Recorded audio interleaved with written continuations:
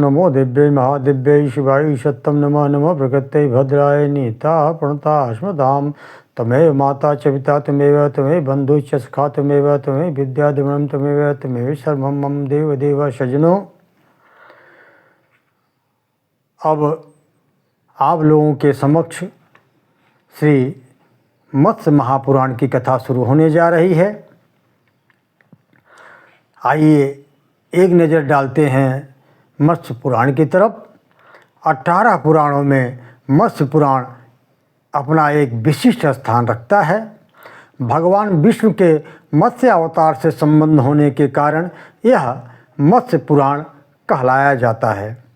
भगवान मत्स्य के द्वारा राजा वैवस्वत मनु तथा सप्तर्षियों को जो अत्यंत दिव्य एवं कल्याणकारी उपदेश दिए गए थे, वे ही मत्स्य पुराण में संग्रहित किए गए हैं।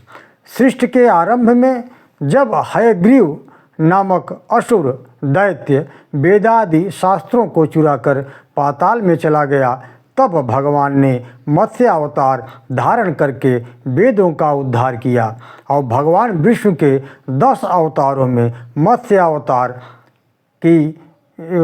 का वर्णन यह प्रथम स्थान रखता है। वैष्णव, शैव, शाक्त और गणपति आदि सभी संप्रदायों में मत्स्य पुराण की समान रूप से मान्यता है।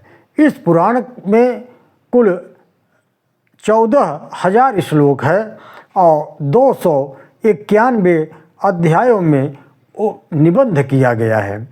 इसमें भगवान के मत्स्य अवतार की कथा, मनु मत्स्य संवाद, सृष्टि वर्णन, तत्व मीमांसा, मनमंत्र तथा पितृवंश का विस्तृत वर्णन किया गया है। श्राद्धों के सांगोपांग निरूपण के साथ चंद्रवंशी राजाओं का भी इस पुराण का पठनीय विषय है।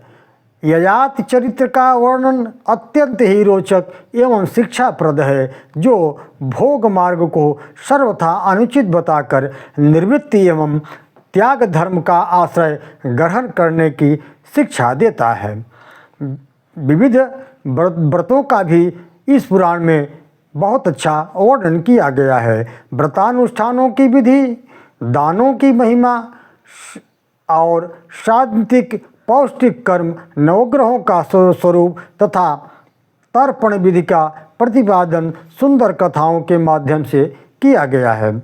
प्रयाग महिमा, भूगोल और भौगोलिक का वर्णन है। ज्योतिष चक्र, त्रिपुरासुर संग्राम, तारकासुर आख्यान, नरसिंह चरित्र और काशी तथा नर्मदा महात्म, ऋषियों का नाम, गोत्र वंश, सती सावित्री की कथा, राजधर्मों का सरस चित्रण किया गया है। इस पुराण के पठन एवं श्रवण के महात्म के विषय में स्वयं मत्स्य भगवान ने कहा है कि यह पुराण परम पवित्र, आयु की वृद्धि करने वाला, कीर्तिवर्धक, महापापों का नाशक तथा शुभ कारक है। इस पुराण के एक श्लोक के एक पद को जो पढ़ता है वह पापों से मुक्त होकर श्रीमन्नारायण के पद को प्राप्त कर लेता है, दिव्य सुखों को भोगता है।